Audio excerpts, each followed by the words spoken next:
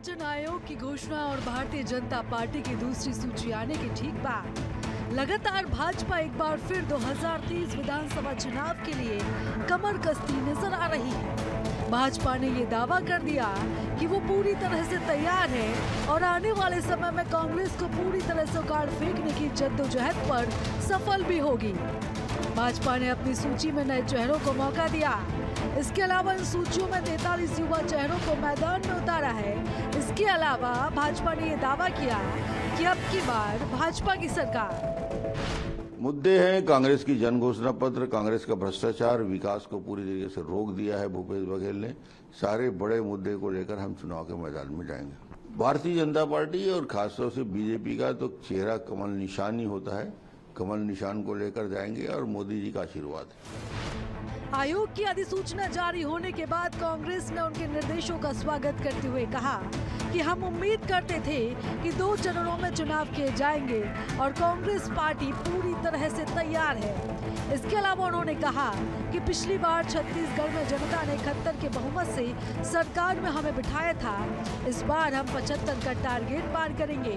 इसके अलावा उन्होंने बस्तर की सीट को लेकर कहा कि बस्तर और सरगुजा से पूरे प्रदेश में कांग्रेस की ही लहर है। महिलाओं की भागीदारी को लेकर कहा, यदि महिलाओं का सवाल है तो महिला वोटर भी कांग्रेस के पक्ष में है। दूसरी ओर भाजपा ने जो अपनी दूसरी सूची जारी की है, उसे लेकर कांग्रेस ने प्रेस वार्ता की और प्रेस वार्ता के जरिए ये कहा कि भारतीय जनता पार्टी की दूसरी सूची में कोई दम नहीं। पिछली बार छत्तीसगढ़ की जनता ने हमें 71 की बहुमत से सरकार में बिठाया है, 3/4 से भी अधिक। और इस बार जिस तरीके से 5 साल माननीय मुख्यमंत्री श्री भूपेश बघेल जी के कार्य हुए हैं, विशेष रूप से किसानों के लिए, आदिवासियों के लिए, मजदूरों के लिए, महिलाओं के लिए और नौजवानों के लिए, हमें लगता है इस बार आंकड़े उससे और परे होगा। पिछली बार 71, इस बार 75 पार। और निश्चित छत्तीसगढ़ में आबो हवा और वातावरण कांग्रेस के पक्ष में है। कुल मिलाकर छत्तीसगढ़ में 2023 विधानसभा का शंखनाद होते ही प्रदेश में सियासत भी भरपूर शुरू हो गई है। इसी बीच भाजपा की दूसरी सूची ने सियासी गलियारों में सरगर्मियां पैदा कर दी हैं। देखने वाली बात होगी कि भारतीय जनता पार्टी दूसरी सूची 2023 के विधानसभा चुनाव में आखिरकार कितना असर दिखाएगी और जीत का परचम कौन सी पार्टी लहराएगी।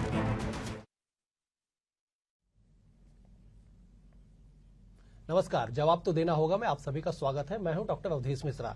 छत्तीसगढ़ की सियासत में आज 2 बड़ी गतिविधियां हुई। पहली गतिविधियां ये कि चुनाव का ऐलान कर दिया गया। रणभेरी बज चुकी है कि छत्तीसगढ़ में 2023 का जो फाइनल मुकाबला होना है उसकी तारीखें क्या होगी।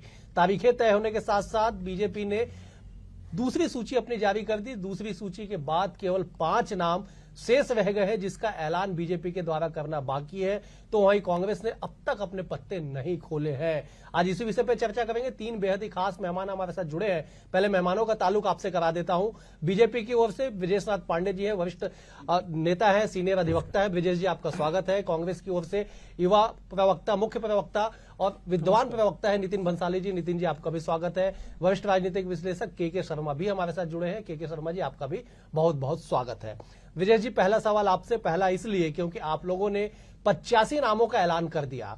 कैसे देखते हैं सूची को? और सबसे बड़ी बात कि चुनाव की तारीखों का ऐलान हो गया, केवल 40 दिन शेष है दूसरे चरण का मतदान समाप्ति के लिए। देखिए अवधेश जी, ये तो भारतीय जनता पार्टी के लिए बहुत बड़ी उपलब्धि है कि हम लोगों ने 85 सीटों का नाम डिक्लेयर कर दिया है। प्रत्याशियों को तैयार होने में समय लगेगा, तो वो अपने मतदाताओं से इस बीच मुलाकात हो जाएगी, उनके नाम लोगों तक पहले पहुंच जाएंगे। चुनाव में उसका बहुत बड़ा फायदा होगा। और रहा सवाल कांग्रेस का, तो कांग्रेस की मीटिंग भी अभी कल तक चल रही है, जो कल होने वाली है सीएम हाउस में। तो मुझे तो ये जानकारी है कि अभी पता नहीं इनकी सीट कब तक आएगी और पता चलेगा कि कितने लोग को टिकट दे रहे हैं या कितने लोग को काट रहे हैं। क्योंकि जो रिपोर्ट आई है उसमें तो ये पता चल रहा है मीडिया के माध्यम से कम 2 दर्जन विधायकों की टिकट कट रही है। आप लोगों ने एक भी विधायक का टिकट नहीं काटा। एक रजनीश सिंह की टिकट होल्ड है, उस सीट पे ऐलान नहीं किया गया। बाकी सभी 12 के 12 को आपने टिकट दे दिया। विजय जी, देखिए क्या है, हमारा पहला उद्देश्य होता है चुनाव जो जीत सकता है। देखिए ये बात तो नहीं है कि यदि कोई एक बार चुनाव हार गया तो दोबारा नहीं जीत सकता। आप भूपेश बघेल जी को ले लीजिए, रविंद्र चौबे जी को ले लीजिए, हमारे यहाँ कौशिक जी को ले लीजिए, पांडे जी जो है भिलाई से, उनको ले लीजिए। वो ऐसा नहीं कि चुनाव नहीं हारे हैं, लेकिन चुनाव हारने के बाद दूसरी बार खड़े हुए तो जीते हैं। तो ये आंकलन जनता के बीच में उनकी पकड़ है, लोगों के बीच में वो जाते हैं, मिलते हैं, सुख दुख में रहते हैं। तो ये बहुत सारी चीजें काउंट होती है टिकट के जब वितरण होता है। तो इन सारी चीजों को हमारे वरिष्ठ लोगों ने देखा है और उसके बाद ही जो तय किया। और मैं ये कह सकता हूं कि जो टिकट आई वो बहुत अच्छी है भाजपा के लिए और हम पूर्ण बहुमत के साथ सरकार बनाएंगे छत्तीसगढ़ में। ठीक है नितिन जी, बड़े मुस्कुरा रहे हैं आप, बीजेपी के टिकट के नामों को पढ़ रहे हैं, लगातार नामों को आप देख रहे हैं, ब्रजेश जी के जवाब से भी आप मुस्कुराते हुए नजर आ रहे हैं। कुछ नहीं इनके नामों को देखकर बड़ा अचंभा हो रहा है कि 15 साल जिन लोगों ने छत्तीसगढ़ में लूट खसोट मचाई, फिर इंदिरा प्रियदर्शनी घोटाला कहें, बैंक का घोटाला, कुनकुरी घोटाला कहें, नान घोटाला कहें, स्काई वॉक का घोटाला कहें, आबकारी का घोटाला कहें, नशबंदी कांड कहें, आंख फोड़वा कांड कहें, ऐसे गिनूंगा तो दर्जनों कांड निकल आएंगे। इन सारे कर्मकांडियों को भारतीय जनता पार्टी ने पुनः अवसर दिया। इन सभी को मेरी ओर से बहुत बहुत बधाई। भाजपा जैसा कि कह रही है कि प्रत्याशियों को वहां जाएंगे तो समय लगेगा, भाजपा ऐसा करेगी, इतनी बार अमित भाई शाह छत्तीसगढ़ आए, ऐसा लगता था कुछ नया करेंगे, पर मुझे ऐसा लगता है कि छत्तीसगढ़ से जो इंटरनल रिपोर्ट उनको मिलनी चाहिए वो ये मिल चुकी है कि वो चाहे कुछ भी कर ले, यहां पर जीतना उनका संभव नहीं है। 71 विधायक कांग्रेस के 90 विधानसभा के सीटों में हैं और हम जो है उससे बेहतर परफॉर्म करने की कोशिश करेंगे। हमने 75 प्लस का टारगेट तय किया है और 75 प्लस पे हम काम कर रहे हैं। निश्चित तौर पर इसमें हम सफल भी होंगे क्योंकि हम हमारे काम को लेकर, इन 5 वर्षों के लोक कल्याणकारी काम को लेकर जनता के बीच जन आशीर्वाद मांगने जाएंगे और निश्चित तौर पर जनता जन आशीर्वाद देगी भी। नितिन जी सवाल ये उठ रहा है कि 40 दिन चुनाव समाप्ति के बचे हैं छत्तीसगढ़ में, जो आज घोषणा हुई है। आप लोगों की ओर से एक भी प्रत्याशी का नाम अब तक घोषित नहीं किया गया, बीजेपी लगातार सवाल उठा रही है इस पे। बीजेपी को तकलीफ क्या है हमारे प्रत्याशियों की घोषणा नहीं हुई है उससे? कांग्रेस का एक प्रोसेस है, कांग्रेस की एक नीति है, कांग्रेस का एक तरीका है टिकट वितरण का, टिकट देने का। बिल्कुल समय बिल्कुल नजदीक है और मुझे ऐसी उम्मीद है कि नवरात्रि स्टार्ट होते ही हमारी भी सूची आ जाएगी। इस पे भाजपा को चिंता करने की आवश्यकता नहीं है।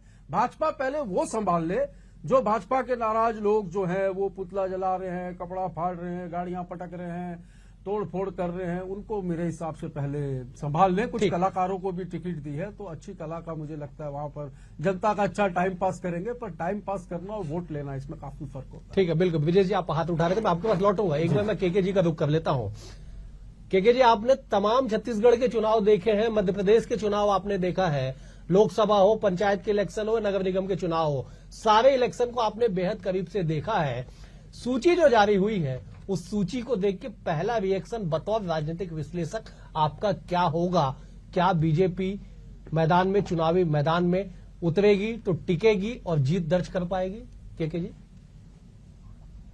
निश्चित रूप से ये तो तय है कि भाजपा इस चुनाव को, छत्तीसगढ़ के चुनाव को बहुत गंभीरता से ले रही है। चाहे राष्ट्रीय नेतृत्व का यहाँ पे निगाह हो या प्रधानमंत्री के लगातार दौरा हो, केंद्रीय मंत्रियों का जिस तरह से दौरे हो रहे हैं, उसके साथ ही साथ जो प्रत्याशी घोषित हुआ है उसमें 4-4 सांसदों को, सिटिंग एमएलए को उतार देना, उसके बाद फिर पूर्व विधायक या पूर्व केंद्रीय मंत्री के रूप में यदि बात करें तो यहाँ पे विष्णुदेव साय को टिकट दे देना, पूर्व अध्यक्ष विक्रम उसेंडी को टिकट मिल जाना, फिर रमन सिंह भी उसमें है और इधर जो पूर्व गृह मंत्री राम सेवक, कुल मिलाकर के जितने नाम आप देखेंगे इसमें, रामविचार नेताम की बात कर रहा था, इतने तमाम वरिष्ठ नेताओं को दे दिए। आरजेड जो कह रहे थे कि सीएम पद के चेहरा नहीं है, तो मुझे लगता है कि तमाम वरिष्ठ नेताओं को मैदान में उतार के ये दिखाएगा, यदि चेहरे के आधार पे जीत दर्ज होती है तो ये कितना कर पाएंगे। लेकिन मुझे लगता है कि यह मुद्दों के आधार पे मतदान होगा।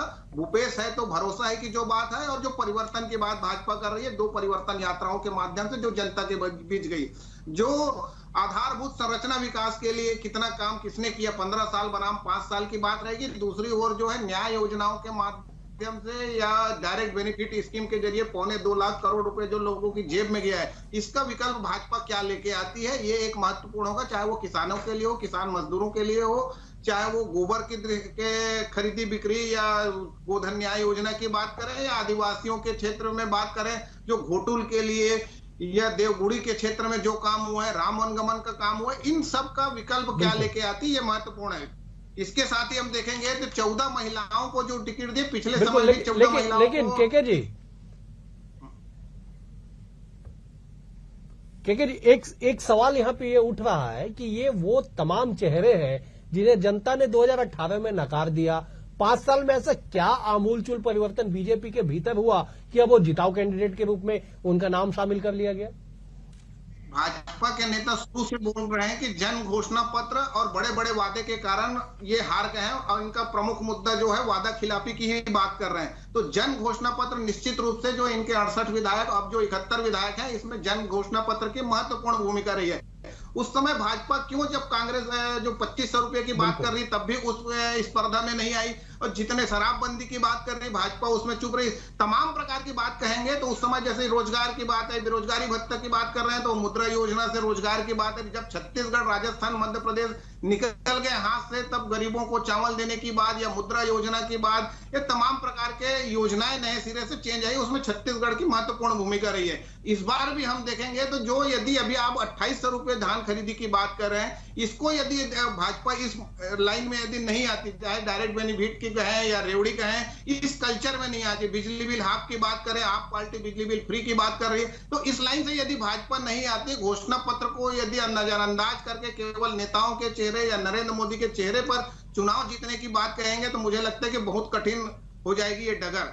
लेकिन अभी की स्थिति में जो बिल्कुल बेहद वाजिब सवाल है आपका। मैं बिल्कुल विजय जी, बेहद वाजिब सवाल के शर्मा जी ने उठाया है कि अगर आप केवल नेताओं के चेहरे के भरोसे, पीएम मोदी के चेहरे के भरोसे चुनावी समर में उतरेंगे तो फिर परिणाम उस अपेक्षा में आपके पक्ष में नहीं आएगा जो आप चाहते हैं। अवधेश जी देखिए, हमारी पार्टी का बहुत स्पष्ट निर्णय है और ये कहा गया कि संयुक्त रूप से मिलकर लड़ेंगे, कोई चेहरा हमारा इसीलिए सामने नहीं किया गया है, तो ये बात तो यही खत्म हो जाती। रहा सवाल, नितिन जी ने ये कहा कि ये घोटाले वो घोटाले, अरे भाई साहब मैं आपसे पूछना चाहता हूं, आप 5 साल सरकार में रहे, इन जिन घोटालों का नाम आपने लिया है उसमें एक भी FIR है या एक भी हमारे भाजपा के किसी नेता के खिलाफ न्यायालय में मामला चल रहा है? तो मैं आपको चुनौती देता हूं, बताएं मुझे, आप बताएं, आपने 5 SIT का गठन किया, उन SITों का क्या हुआ? अरे उन्हें हाई कोर्ट गया तो आपकी सरकार थी, आप क्या किए? चोर की गाड़ी में नहीं चले गए इसके अगेंस्ट में? आप सुप्रीम कोर्ट चले जाना था यदि वो हाई कोर्ट गए तो। आप सुप्रीम कोर्ट क्यों नहीं गए? आपके पास वकीलों की कमी है क्या? मतलब और रहा सवाल, देखिए आज अवधेश जी आपने देखा होगा राहुल गांधी का, यदि आप प्रेस कॉन्फ्रेंस देखे होंगे, राहुल गांधी ने क्या कहा कि छत्तीसगढ़ में सरकार जा रही है, राजस्थान में सरकार जा रही है। वो स्लिप ऑफ टंग था, लेकिन कहा ना, जो सच्चाई है, जो सच्चाई में मोदी जी ने भगवान जाने क्या बोल दिया भाई, लेकिन उन्होंने स्वीकार किया कि छत्तीसगढ़ में, राजस्थान में सरकार जा रही है। नहीं तो अभी डिबेट पे आप कुछ बोल देंगे और मैं बात को पकड़ लूंगी और उसी को मान लूंगी। राहुल गांधी जी ने ये भी बाद में कहा, हाँ गलती हो गई, नहीं आप लोगों ने मुझे कंफ्यूज कर दिया, इसलिए उनके मुंह से निकल गया, उसको आप मुद्दा बनाएंगे। मुद्दा नहीं बनाऊंगा, एग्जाम्पल इनका ध्यान सामने राहुल गांधी दिखते हैं। नितिन जी, मैं सपने में भी राहुल गांधी। नितिन जी देखिए, ठीक है, राहुल जी के मुंह से जो निकल गया कि छत्तीसगढ़ में भी सरकार जा रही है, राजस्थान में भी सरकार जा रही है, ये बात उन्होंने कहा, लेकिन उसको स्वीकार किया कि आप लोगों ने मुझे कंफ्यूज कर दिया। पत्रकार कंफ्यूज करने के लिए होते हैं, नेता ये बात कहते हैं, बिल्कुल आप भी अभी कंफ्यूज कर सकते हैं। लेकिन नितिन जी बिल्कुल नितिन जी, मेरा सवाल ये है कि बार बार घूम के बातें निकल के आती है, आज नहीं 2019 से इस बात की चर्चा हो रही है कि आप लोगों ने जितने आधा दर्जन, 1 दर्जन, 2 दर्जन, 10 दर्जन घोटालों के नाम गिनवाए, उन घोटालों पे कार्रवाई क्यों नहीं हुई? ये बार बार बीजेपी कहती है और अब तो सब आदर्श आचार संहिता भी लग गया, बीजेपी अभी भी वो बात कह रही है कि आपने कार्रवाई क्यों नहीं की, आपकी सरकार थी।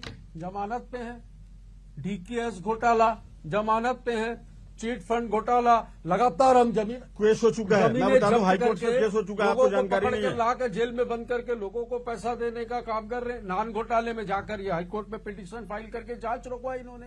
ऐसी बहुत सी चीजें हैं जिसमें ये खुद नहीं चाहते कार्रवाई हो, पर हमने बिल्कुल प्रयास किया है और कुछ चीजें जो है, कुछ घोटाले जो है बिल्कुल प्रक्रिया मैं गिनाता हूँ जिनका भ्रष्टाचार और चिंता मत करो, जेल भी जाओगे। ये भी मैं दावा करता हूँ। ये जो यहाँ पे छाती ठोक के जो छाती चौड़ी करके बोल रहे हो ना, घोटाला करने के बाद उल्टा चोर को तो कौन जेल में है? जो पूरी जनता देख रही है छत्तीसगढ़ की, ये पिटे हुए छत्तीसगढ़ की जनता देख रही है। एक बार नितिन जी को भाई complete मैं तो करने बोलता हूँ दीजिए। दहाई का आंकड़ा नहीं छुएंगे ये। ठीक है नितिन जी, देखिए आप जिस दावे के साथ कह रहे हैं कि जिम्मेदार ये जेल भी जाएंगे, पीएम मोदी ने भी पीएससी के मामले पे बस्तर की सभा में दावा किया है कि कितने भी बड़े रसूखदार क्यों ना हो, अगर जिम्मेदार होंगे, दोषी होंगे तो उन्हें जेल जाना पड़ेगा। खैर ये मैं लौटूंगा, एक बार मैं विजय जी का रुख कर लेता हूँ। विजय जी आप कुछ कह रहे थे, जवाब दे मैं रहे यही कह रहा था कि देखिए ये घोटाला साबित नहीं कर सकते, लेकिन बीजेपी ने ईडी के माध्यम से जो ईडी ने जांच की है, ईडी ने जो जांच की है, मैं तो उसमें चाहता देख था लीजिए ED है। विजय जी आपने क्या कह किस दिया? तरीके से मेरा भी टंका अरे, फ्लिप बना दे। अजीत पवार जब कौन आप है? राहुल गांधी का कौन है टंका जी? फ्लिप मान अरे, आप सकते तो हैं, अधिवक्ता हो यार। मैं तो टंका फ्लिप बताओ मेरी तो भी अजीत मानेंगे पवार, छगन जिस भुजबल, तरीके से ईडी ने हिम्मत किया है। बिश्व शर्मा, नितिन जी, कौन है भाई? जिस तरीके से ये ईडी ने किया है, इनके बीजेपी और में आ गए तो जेल सब में ठीक है, हो अधिकारी जेल में है, सब और ठीक हो हाईकोर्ट गया। से जमानत नहीं हो रही है। हाईकोर्ट से ये प्रमाणित है, ईडी के ये प्रमाणित है। नितिन जी, ईडी एक की बार विजय जी कार्रवाई को अपनी बात कह में लेने 5,500 मामले ईडी ने दर्ज किए, एक में 0.5% ठीक है। सत्यता है। अभी जहाँ वो जहाँ मामले पे में ट्रायल चालू साबित नहीं कर हुआ है। पाइए। ठीक है, आप जहाँ उसका नितिन जी निष्कर्ष अभी तो नहीं निकाल मामला सकते वहाँ नितिन जी। नितिन जी एक मिनट, विजय जी को अपनी बात कह लेने दीजिए, मैं आऊंगा आपके बाद, पूरा मौका दूंगा सर आपको।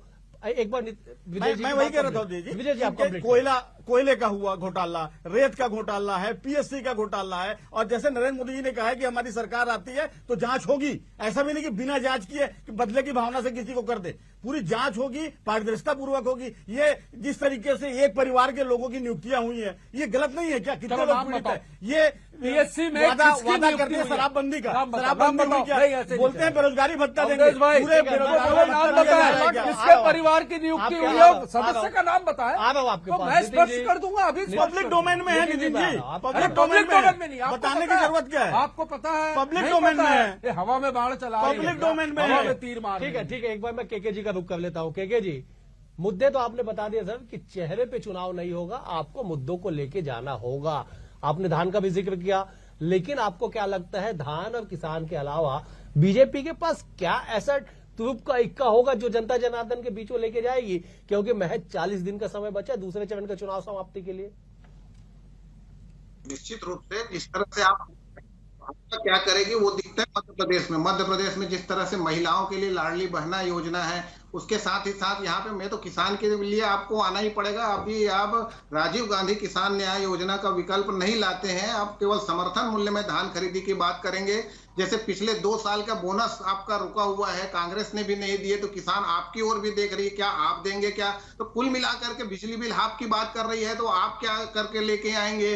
इसके साथ ही आदिवासी क्षेत्रों में जो वनोपज खरीदी की बात हो रही, प्रधानमंत्री कहते हैं 90 प्रकार के वनोपज के समर्थन मूल्य हमने तय किया है। तो आदिवासी क्षेत्रों में आप विकास शून्य की बात करते हैं रमन सिंह जी, तो आधारभूत संरचना इंफ्रास्ट्रक्चर का आपने काम किया है, तो उस ढंग से आप जो ग्राम स्वराज की ओर कांग्रेस लेके गई है, वहीं रोजगार के अवसर रिपा के माध्यम से गोठान का, ये तमाम जो ग्रामीण क्षेत्रों में जो विकास की बात कर रही है, ये क्रियान्वयन धरातल में कितना हुआ है, कितनी इसमें गड़बड़ी है, ये हो सकती है, लेकिन नीतिगत भाजपा इसका विरोध नहीं कर पा रही। और मुझे लगता है कि न्याय योजनाओं का विकल्प भाजपा यदि नहीं लाती है तो मुझे लगता है कि ये चुनाव जो है बहुत दिक्कत हो सकती है भाजपा, लेकिन इस पर विचार कर रही होगी निश्चित रूप से। घोषणा तक हमको इंतजार करना चाहिए जी, घोषणा पत्र आ जाए।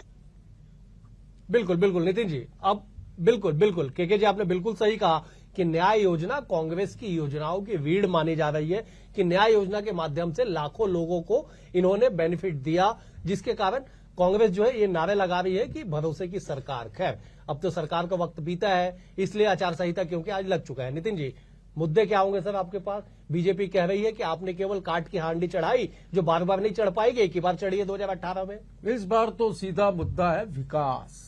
इस 5 साल का विकास, इस 5 साल के जन लोक कल्याणकारी कार्य और इस प्रदेश में चेहरा जो कि हमारे पास है, ये होगा हमारा विषय। और 15 साल बनाम 5 साल, हमने जो कहा था उससे ज्यादा किया अवधेश जी, और बहुत कुछ किया जाना इस प्रदेश के लिए बाकी है। इन 5 वर्षों में छत्तीसगढ़ के लोक कला, तीज, पर्व, खाद्य, इनकी यहाँ की संस्कृति, यहाँ के लोक कला की हर चीज की चर्चा देश में नहीं पर पूरे विश्व में भी कई जगहों पर इस चीज की चर्चा हुई है। बोरेबासी खाते हमने इंडिया से बाहर भी लोगों के ट्वीट देखे हैं और लोगों की पोस्ट देखी, जहां से हमें ये जानकारी मिली कि ये भी आज बोरेबासी खा रहे हैं।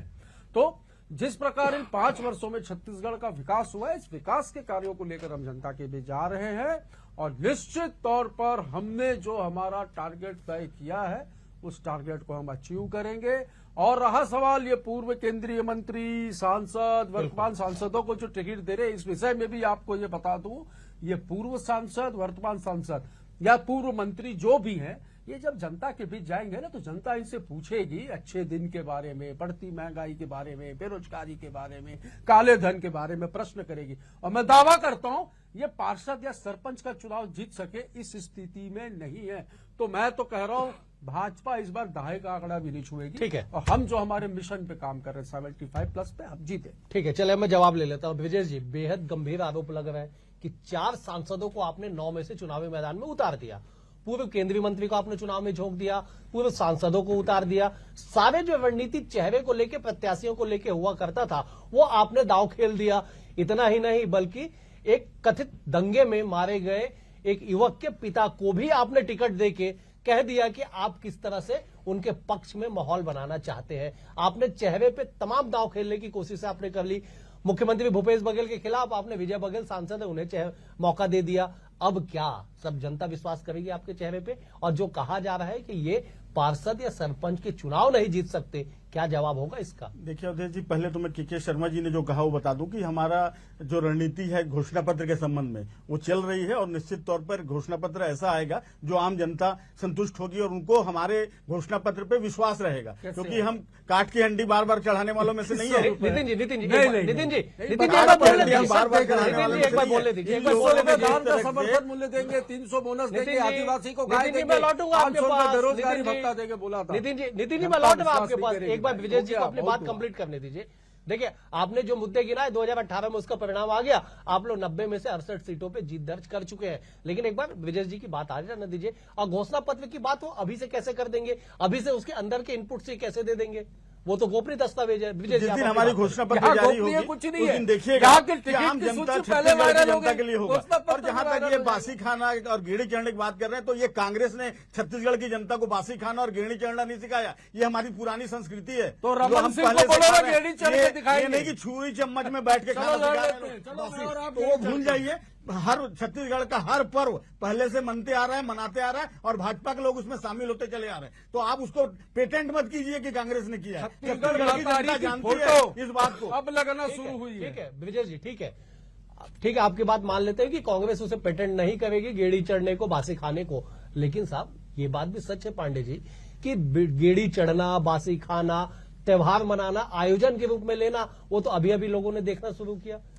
देखिए, ये उसको अपना लाभ के लिए इस तरीके से करते हैं, अपने वोट पाने के नाम से करते हैं। हम लोगों के बीच में जाके इस तरह का कार्य करते हैं। को सहजना मतलब ठीक है नितिन जी देखिए, आप पेटेंट मत करिए। नितिन जी, जो छत्तीसगढ़ी है, स्वाभिमान की बात है। नितिन जी, आप पेटेंट क्यों करने पे लगे? छत्तीसगढ़ की परंपरा सदियों से चली आ रही है। सहजने का काम किया है भाई साहब।